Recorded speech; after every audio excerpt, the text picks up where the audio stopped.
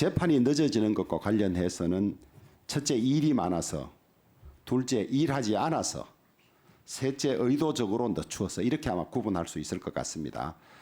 통계를 보면 대부분은 일이 많아서, 그 다음에 최근에 법관 평가 제도가 없어지고 사건 처리 통계를 돌리지 않음으로써 일주일에 몇 건씩만 일하고 심지어 재판을 하다가 정인신문 하다가 6시가 되니까 중단시키고 퇴근했다는, 맞는지 아닌지는 모르겠습니다만 그런 일들이 있는 것인데, 일이 많아서는 상호심제도 개선에 관계되는 것이고, 그다음에 일하지 않아서라든지 일주일에 3건만 한다든지 하는 것은 이제 다시 이 대법원장이 되시면 어떻게 사건을 줄이고 제대로 일할 수 있는지 고민하셔야 될 텐데, 오늘 여러 위원님들이 제기한 문제 중에는 의도적으로 재판을 늦추는 걸로 보이는 일에 대한 지적들이 많았고, 특히 국회 차원에서는 여야가 바뀌고 할 때마다 공방이 이외에 우리 당 의원이나 관계되는 사건들은 빨리빨리 재판하고 상대당은 늦게 하느냐 뭐 이런 문제 제기가 많았고, 실제 그런 것들로 의심되는 일들이 있었거든요.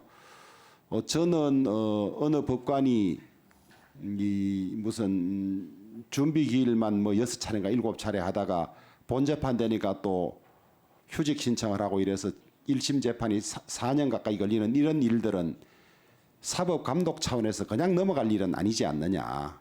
의도적으로 늦추는 걸로 문제 제기된 사건들을 대법원장이 되시면 어떻게 감독할 것인지 의견을 듣고 싶습니다. 아까 위원장님 말씀대로 구체적인 재판에서 모든 법관은 자기가 맡은 사건에서 자기 일생일대의 그동안의 노력과 경험과 그걸 다 들여서 재판한다고 저는 생각하고 있습니다.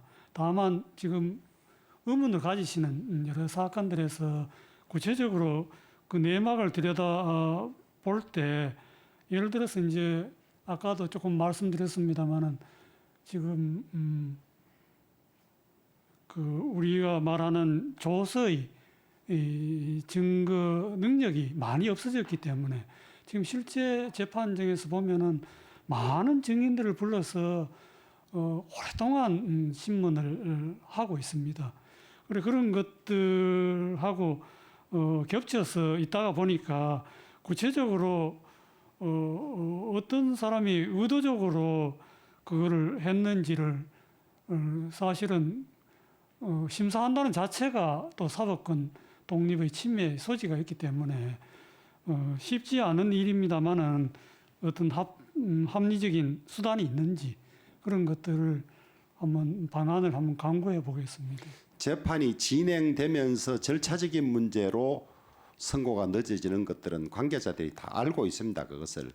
그런데 특별히 오늘 제기됐던 여러 사건들은 그러지 않은 채 시간을 보낸다든지 문제 제기가 지적할 부분이 있기 때문에 그런 지적이 나오는 것이거든요. 그런 것들을 재판의 독립을 침해한다는 이유로 감독하지 않으면 사법감독 체계는 전혀 없는 것 아니겠습니까?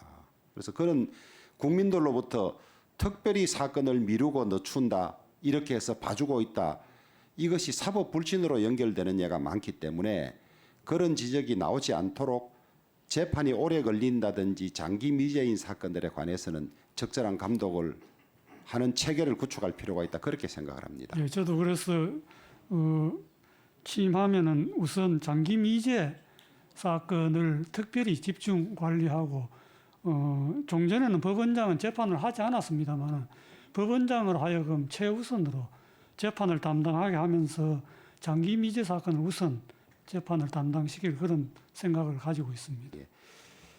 법관의 재교육과 관계되는 문제인데요. 법관은 임기 10년 단위로 연임하지 않습니까? 예, 그렇습니다. 그런데 10년 단위로 법관을 어떻게 재교육하겠다. 사법연수원을 나오고 혹은 로클럭을 하고 나서 판사가 되고 난 뒤에 일 처리에만 바쁘고 완성된 법관이 아니지 않습니까? 일본 같은 경우는 10년간 판사 보를 하는 것이고, 그런데 그냥 사건 처리함으로써 계속 연조만 쌓아가는, 그래서 실제 판결을 받아보면 부실한 판결이나 승복할 수 없는 판결이 나오는 경우가 많거든요. 근데 사건이 많아서 그런지 그런 재교육 제도가 전혀 안 돼 있는 것 같아요. 그래서 자질이나 판결의 질을 높이기 위한 재교육도 필요하고, 그다음에 법관의 윤리 자세를 점검하고 강조하는 교육도 필요한데 그런 것 없이 한 번 임명되면 그냥 넘어간다. 그다음에 재임명 절차도 사실은 형해화된 거다. 이런 지적들이 많습니다. 법관의 재판 능력을 높이고 윤리를 자세를 강조하는 그런 재교육을 어떻게 할 것인지 생각해 보거나 구상해 본 바가 있습니까? 예, 저는 늘 제가 사실은 퇴임하면은 예전에는 사법연수원에 석좌 교수 제도가 있었습니다. 근데 저는 늘 평소에 대법관 할 때도 나는 꿈이 퇴임하면 거기 가서 평생 이런 윤리 교육과 함께, 특히 저는 이제 무죄, 형사 유무죄가 관계되는 특히 살인 사건에 있어서 많은 판사들이 실제 형사 사건에서 합의 사건을 담당하는 경우도 드물고, 담당하더라도 살인 사건의 유무죄를 다뤄보는 경험이 잘 없습니다. 그래서 저는 우리가 하는 유무죄, 어떤 경우에 무죄 추정이 되는지 그 사건들을 가져다가 저는 평생 법관들로 하여금 그런 교육을 담당하겠다고 늘 공언해 왔었습니다. 근데 불행히도 그 석좌 교수가 없어져서 앞으로도 그런 걸 위시해서 지금 말씀하시는 이런 교육에 좀 더 신경을 쓰도록 하겠습니다. 이웃 나라 일본의 경우는 보면 오판의 연구라는 책이 몇 개 있는 걸로 알고 있습니다.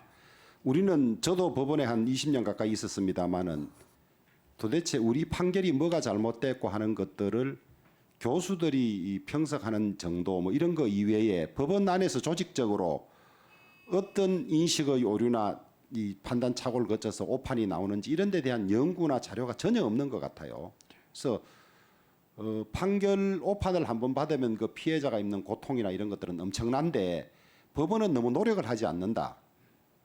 그 법원이 무슨 이 자정이라 윤리적인 자정이랄까 아니면 그 재판의 헌법과 법률에 맞는 재판을 하기 위한 노력이나 연찬 이런 걸 하지 않는다는 느낌을 많이 가지고 있거든요. 그래서 해외에서는 사법제도 운영이 오래된 나라에서는 판사의 오판을 막기 위한 것이라든지 아니면 재판의 질을 높이기 위한 어떤 노력을 하고 있는지 우리가 도입할 필요가 있는 제도가 있는지 그런 것도 한번 챙겨봐 주시기 바랍니다. 예, 알겠습니다.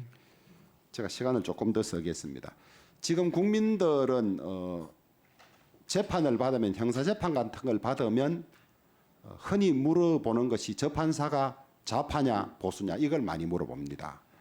그러면 자기가 보수에 속한다고 생각되는 국민들은 좌파로 혹은 좌파 성향으로 알려진 그것이 팩트에 맞든 아니든 그러면 무조건 불리한 판결을 받는다고 생각하고 재판을 승복하지 않는 그런 경향이 있습니다.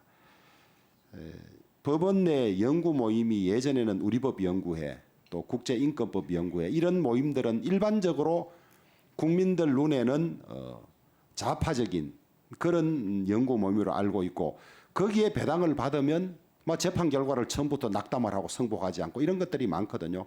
아주 심각한 문제입니다. 안에서는 어떻게 보셨는지 모르지만 대단히 심각한 문제인데 이런 문제를 해소하기 위한 방법을 고민해 보신 적이 있습니까? 위원장님 아시다시피 그런 연구 모임이 있다고 해서 다 아마 그런 건 아닐 겁니다. 그렇지만은 그렇게 보이는 측면이 있다면은 그는 바람직하지 않다 해서 예전에 이용훈 대법원장께서도 그런 문제 심각성을 알고 그 후에 이제 그런 연구 모임이 자진 해산한 적도 있었습니다. 저는 늘 법관은 절대 그런 오해를 받을 수 있는 행동이나 모임이나 그렇게 하지 않고 소위 이 정해진 고정관념이 없는 그렇게 보이도록 노력할 필요가 있다고 늘 생각해 왔습니다. 순수 연구 모임이라면 오히려 권장될 수도 있겠죠. 그런데 그것이 법원 내에서 외부에 비치기로 파벌을 형성하고 그 파벌이 특정 경향성을 가지고 이럴 때 이제 국민들이 불신하는 거 아니겠습니까? 그 문제도 한번 깊이 고민해 봐 주시기 바랍니다. 알겠습니다.